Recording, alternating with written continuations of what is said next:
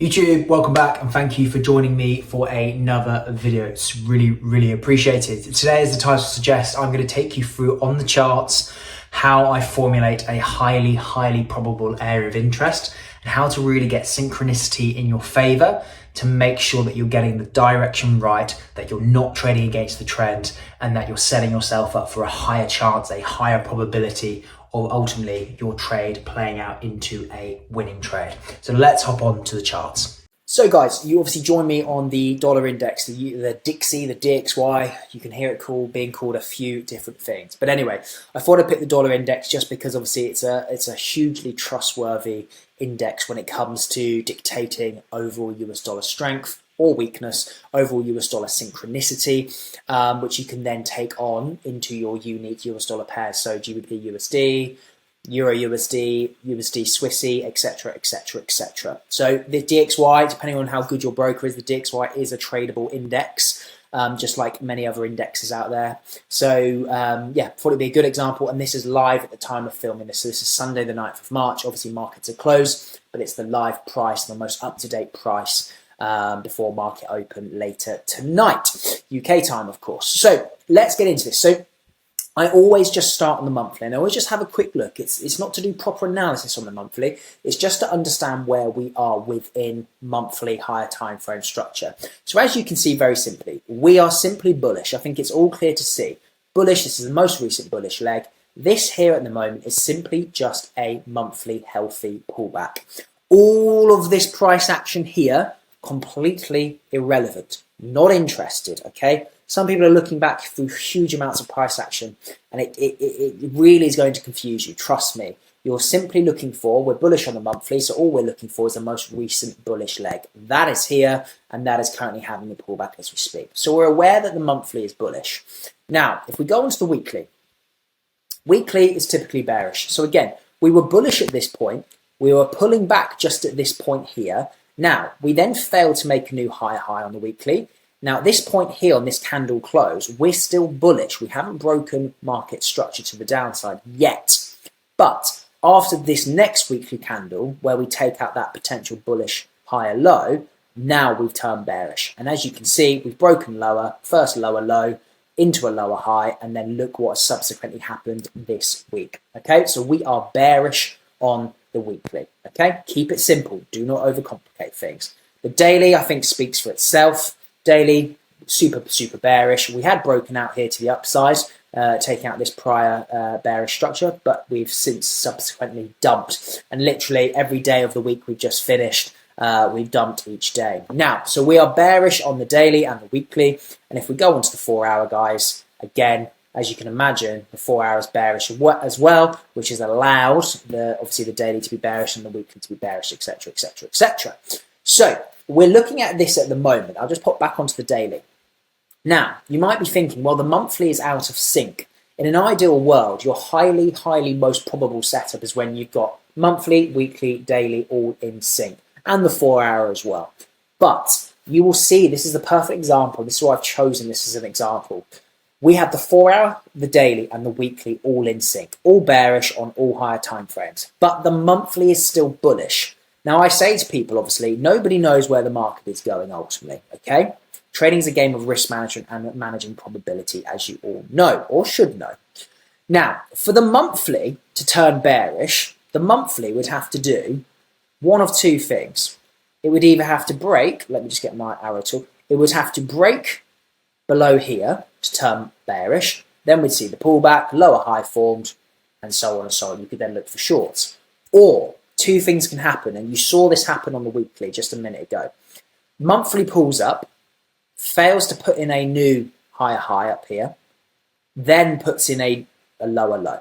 That, then at this point, we are bearish. Not here, not here. We're still bullish at the moment, but if it puts in then a new lower low, we then become bearish. So it saves you then waiting for this to get broken.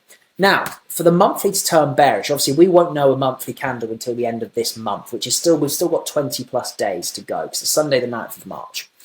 So, but typically, so we won't have true confirmation till the end of this month, but for the monthly to turn and break structure or change trend, the weekly has to turn first to allow the monthly to turn first, just like the daily has to turn first to allow the weekly to turn. The 4 hour has to turn first to allow the daily to turn. You get what I mean, okay? So the 4 hour turning bearish allows then the daily to turn bearish, daily turning bearish eventually allows the weekly, and so on and so on and so on.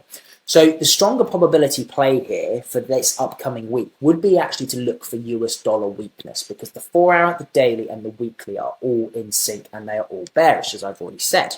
So we simply then are simply, because we're bearish, don't overcomplicate this, guys. We are simply looking for, well, obviously we're looking for shorts, but we're looking to short off lower high areas or highly probable areas of interest that are around lower high regions. So we see this most recent bearish leg here to the downside. Would we want to be entering, let me get my short play up. Would we want to be entering here for a short? Absolutely not, we wouldn't, because we're entering at the bottom of an already significant bearish leg. We want to be entering, let me just change tools. We want to be entering, basically, we want to be entering somewhere in and around here, okay? Because there's a retest of prior prior retest of broken daily structure, plus a more highly probable area. It means we can get a better stop loss in place, a tighter stop, a smaller stop. Not too small, of course. We need the trade to breathe.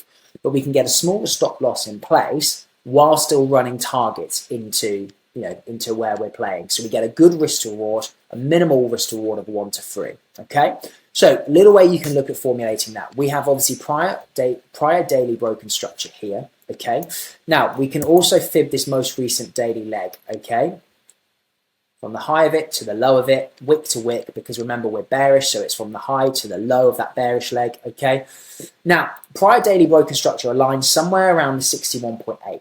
We also can see that we've got 10600, nice round cycle number in there as well. We're bearish on all 3 timeframes, as we've already said, okay? So we have a huge amount of confluence in terms of synchronicity already amongst the higher timeframes. We've got a lovely, clean, swinging daily leg as well that we would hopefully just like to see a pullback on. And if we do just pop onto the 4 hour, we can see actually the 4 hours not really pulled back here at all. It's not really putting any significant lower high pullback. So for me, this is one whole leg, okay? And obviously, as you've just seen on the daily, this is one whole leg as well. There's been no proper pullbacks yet. So the 4 hour and the daily bearish leg are the same bearish legs, if you like. Because sometimes when with a daily leg like this, if you were to pop onto the 4 hour, you could see sometimes price, I say sometimes, a lot of the time, price do this, where it pulls up higher, swings nicer, etc., etc., etc. Now, we haven't seen that. The 4 hours just melted off, just like the daily has. So this fib here, both these 4 hour and daily bearish legs are pretty much the same. So we can treat them as the same fib, the same region of broken daily structure, round cycle number, etc., etc., etc. So I'm not going to ramble too much, guys, but then all we are simply looking for, and I'll go into this on a separate video, so I'm not rambling for too long, but we're then simply, if price does pull back into this area, we're still sitting on our hands at that point, and we are then simply looking to see if our entry criteria presents. If it does, we can execute, and if it doesn't, we don't, and we simply sit on hands. Again, if price plays up to here, doesn't come as high as I'd like, and then melts off, that's a possibility. Obviously, the deeper the sell-off or the deeper the push higher, depending if we're bullish or bearish. In this example, the deeper the sell-off, typically the shallower the pullback that we get, okay? So that's just something to be in mind of, maybe around 105.50 instead. Now, if that happens, let's just go on to the 4 hour, because it's more than plausible that it might. If we do pull up into this area here on the 4 hour, and we react with the 50% and the 4 hour EMA instead, and then we start to see our entry criteria, and then we obviously see a significant 4 hour move away, then we can simply look to scale in on maybe the 1 hour or still the 4 hour on any form of 4 hour pullback, okay? And that's then where we can then look for taking this. Oh, let me just move my face out of the way so I can get the short position on. That's then when we can simply look for something like more of a day trade type entry, or we could even take this into overall daily targets, which would take it to a risk to reward of a 1 to a 5.7, which is huge. But even down to these prior lows, that would still be a 1 to 3.4. So a fantastic looking trade. So this is why I say to traders, you can miss your initial area of interest. So price might only come as the 50%, as I said, but it doesn't mean you've missed the trade. You just need to be sat on your hands. You need to be patient, and then you look for a slightly lower time frame scaling. Okay. So I say to people, it's totally happy. You've got to be reactive to the market. You've got to trade what you see, not what you think. A lot of patience, a lot of sitting on hands. Okay.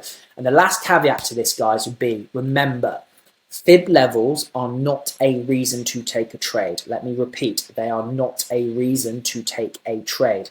They are simply a confluence, and if you're using them properly and it's purely on higher time frames, so the 4 hour, the daily and the weekly, all they do is give us highly probable areas that price is likely to pull back into. Hence why we can use fibs on both bullish markets and bearish markets. That's all they are. So I say to people, if you're taking a trade purely because it's coming up to a fib level, that is not good. That is not proper trading. Or you're going to get caught out more times than not. There's still many factors you need to look for.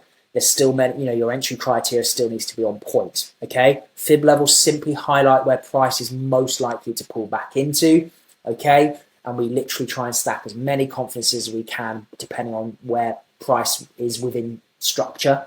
And we see then if we get a reaction and we react accordingly. So do not overcomplicate your trading, guys. So I hope that helps. I thought I'd hop on here and because so many people just, people will start their top-down analysis typically from the 1 hour down or the 4 hour down. I say, no. The daily and the weekly will dictate everything, and even the monthly, okay? So you cannot afford to miss daily and weekly analysis, because I've seen plenty of times in my nearly 11 years trading career so far, where the 4 hour and the daily can be very bullish, okay? But the weekly still bearish. And when price gets into that weekly bearish, lower high area of interest, the weekly takes precedent and the weekly then dumps. Well, as the weekly would suggest, because we're bearish. But there's lots of people who are still long because the 4 hour and the daily are bullish. And I say, no. You cannot neglect the highest and the higher time frames. So guys, I hope that helps. If you want any one-to-one coaching, click the link below and I'd be happy to hop on a call with you, discuss if you're a good fit. Or you can come on board straight away. Up to you guys. But as always, thank you so much for watching. Really, really appreciate it. And I hope you all have a great trading week to come. Take care, guys.